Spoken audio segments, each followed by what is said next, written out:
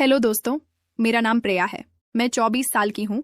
थोड़ी सी गोरी चिट्टी, लंबे बाल और आंखों में वो चमक जो लोग कहते हैं कि देखकर दिल थोड़ा सा धड़क जाता है। शादी को अभी सिर्फ 8 महीने हुए हैं। मेरे पति राजेश शहर में नौकरी करते हैं, इसलिए हफ्ते में 3-4 दिन बाहर रहते हैं। मैं उनके गांव के घर में उनके माँ बाप के साथ रहती हूँ। ससुर जी का नाम रघुवीर सिंह है, उम्र लगभग 58 साल, लेकिन उनकी ताकत और आवाज अभी भी इतनी मजबूत है कि कभी कभी सुनकर ही बदन में कुछ हरकत सी हो जाती है। पहले दिन जब मैं यहाँ आई थी, ससुर जी ने खुद मेरे सिर पर हाथ रखकर आशीर्वाद दिया था। उनके हाथ इतने गर्म थे कि मुझे लगा जैसे कोई करंट दौड़ गया हो। तब से ही कभी कभी उनकी नजर मुझ पर थोड़ी देर तक रुक जाती है। मैं जानती हूँ ये सब सोचना गलत है, लेकिन जब घर में सिर्फ हम दोनों ही होते हैं तो वक्त थोड़ा सा अलग फील होता है। आज सुबह की बात है। ससुर जी बाहर के आंगन में पुराने खाट पर बैठकर चाय पी रहे थे। मैं उनके लिए नाश्ता बना रही थी। आज उनकी पसंदीदा डिश गेहूं के आटे की गरम गरम मिस्सी रोटी और सरसों का साग। जब मैं रोटियां सेक रही थी, थोड़ा सा पसीना मेरे गले से नीचे की तरफ बह रहा था। ससुर जी अंदर आए और बोले, प्रिया बेटा, इतनी गर्मी में इतना काम मत कर, बदन जल जाएगा। उनकी आवाज में वो गहराई थी जो सीधे दिल तक उतर जाती है। मैं मुस्कुराते हुए बोली, ससुर जी, आपके लिए तो मैं कुछ भी कर सकती हूँ। ये बोलते ही मुझे अपने शब्दों का डबल मतलब समझ आया, लेकिन मैं चुप रही। उन्होंने मेरी तरफ देखा, आंखों में कुछ अलग सी चमक थी। फिर उन्होंने कहा, अच्छा, तो आज शाम को मेरे साथ पुराने कमरे में बैठना। कुछ पुरानी बातें बताऊंगा जो राजेश को भी नहीं पता। शाम हुई। राजेश जी आज भी शहर गए हुए थे। माँ जी मंदिर गई हुई थी। घर में सिर्फ हम दोनों। ससुर जी ने मुझे पुराने गोदाउन जैसा कमरा दिखाया जहाँ पुराने सामान रखे थे। वहाँ एक पुरानी चारपाई भी थी। हम दोनों वहाँ बैठ गए। उन्होंने अपनी पुरानी कहानियां शुरू की। उनके जवानी के दिन, कैसे उन्होंने अकेला घर संभाला, कितनी रातों को अकेला गुजारा। बात करते करते उनका हाथ मेरी पीठ पर आ गया और हल्के से सहलाने लगा। बेटा, औरत को समझना बहुत मुश्किल होता है, लेकिन जब सही औरत मिल जाए तो सब कुछ ठीक हो जाता है। मेरा दिल जोर जोर से धड़क रहा था। उनकी उंगलियां मेरी कमर के पास थोड़ी देर रुक गईं। मैं कुछ नहीं बोली, सिर्फ सांस तेज हो गई थी। उन्होंने धीरे से कहा, प्रिया, तू बहुत प्यारी है। राजेश बहुत खुशनसीब है। उस रात मैं कमरे में आकर सोचती रही, ये क्या हो रहा है? क्या ससुर जी सच में कुछ चाहते हैं, या ये सिर्फ मेरा मन ही ऐसा सोच रहा है? दिल में डर भी था और एक अजीब सी बेचैनी भी। अगले दिन दोपहर को घर में माँ जी सो रही थीं। ससुर जी ने मुझे बुलाया और बोला, प्रिया बेटा, पुराने कमरे में कुछ सामान ठीक करना है, मदद कर दो। मैं उनके पीछे पीछे गई। कमरा थोड़ा संकरा था। पुरानी अलमारी खोलते समय उनका शरीर मुझसे हल्का सा टकराया। मुझे लगा जैसे बिजली सी दौड़ गई। वे बोले, तुम्हारा बदन बहुत नाजुक है बेटा, इतना काम मत करो। उनकी नजर मेरी कमर पर घूम गई। मैंने झुककर सामान उठाया तो उन्होंने पीछे से कहा, सावधानी से, कहीं कमर ना टूट जाए। उनकी आवाज में वो मिठास थी जो थरकी लोगों को लगे कि अब कुछ होने वाला है।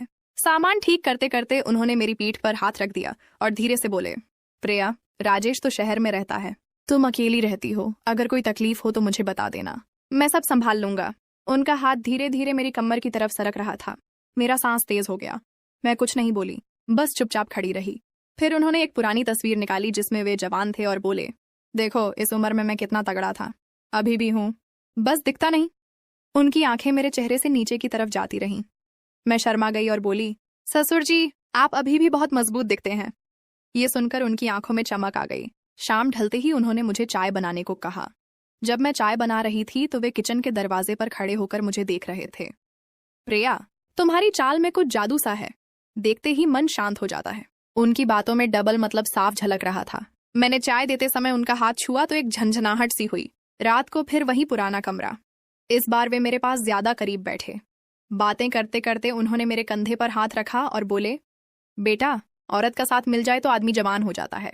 उनकी उंगलियां हल्के से मेरी गर्दन को छू रही थीं। मेरा दिल जोरों से धड़क रहा था। लग रहा था जैसे अब कुछ फिजिकल होने वाला है, लेकिन उन्होंने सिर्फ इतना कहा, तुम मेरे लिए बहुत खास हो प्रिया।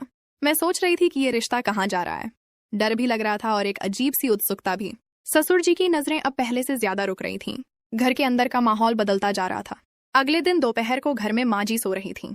ससुर जी ने मुझे बुलाया और बोला, प्रिया बेटा, पुराने कमरे में कुछ सामान ठीक करना है, मदद कर दो। मैं उनके पीछे पीछे गई। कमरा थोड़ा संकरा था। पुरानी अलमारी खोलते समय उनका शरीर मुझसे हल्का सा टकराया।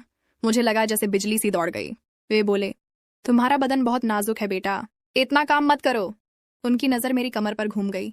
मैंने झुककर सामान उठाया तो उन्होंने पीछे से कहा, सावधानी से, कहीं कमर ना टूट जाए। उनकी आवाज में वो मिठास थी जो थरकी लोगों को लगे कि अब कुछ होने वाला है। सामान ठीक करते करते उन्होंने मेरी पीठ पर हाथ रख दिया और धीरे से बोले, प्रिया, राजेश तो शहर में रहता है, तुम अकेली रहती हो, अगर कोई तकलीफ हो तो मुझे बता देना, मैं सब संभाल लूंगा। उनका हाथ धीरे धीरे मेरी कमर की तरफ सरक रहा था। मेरा सांस तेज हो गया।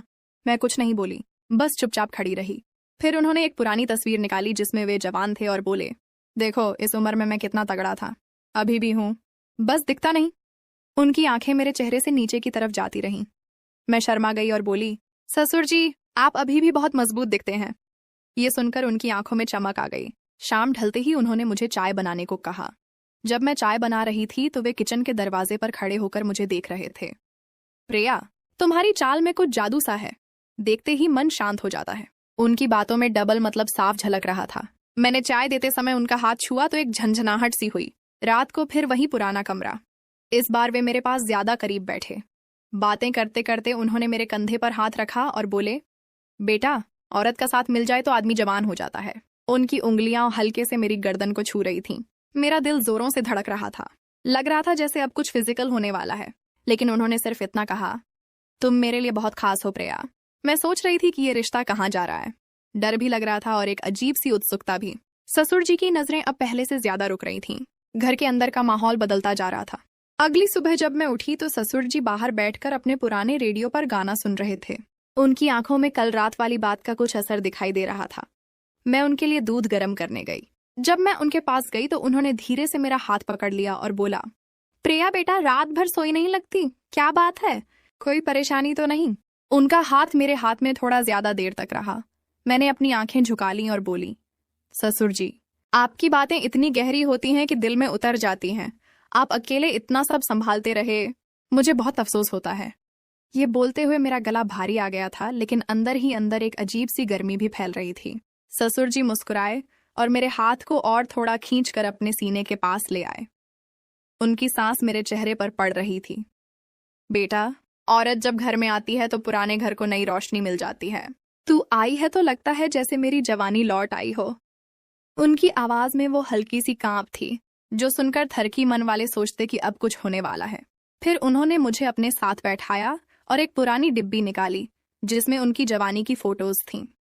एक फोटो में वो जवान थे, शर्ट के ऊपर से उनकी छाती और बाजू दिखाई दे रहे थे।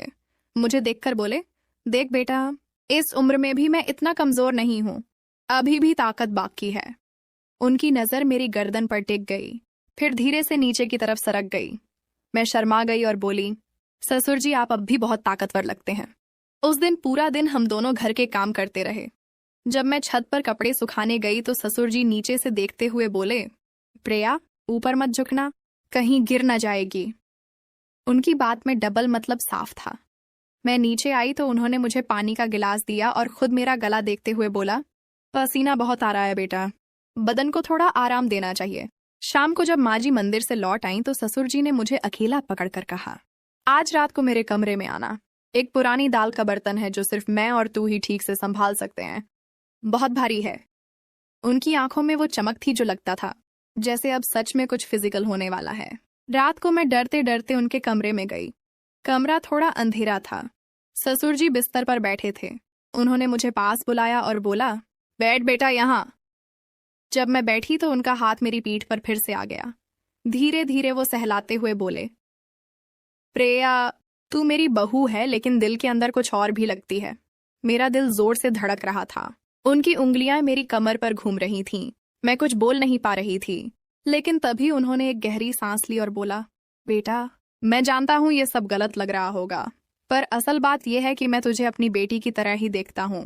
बस कभी कभी जवानी याद आ जाती है। अगली सुबह जब मैं उठी तो ससुर जी बाहर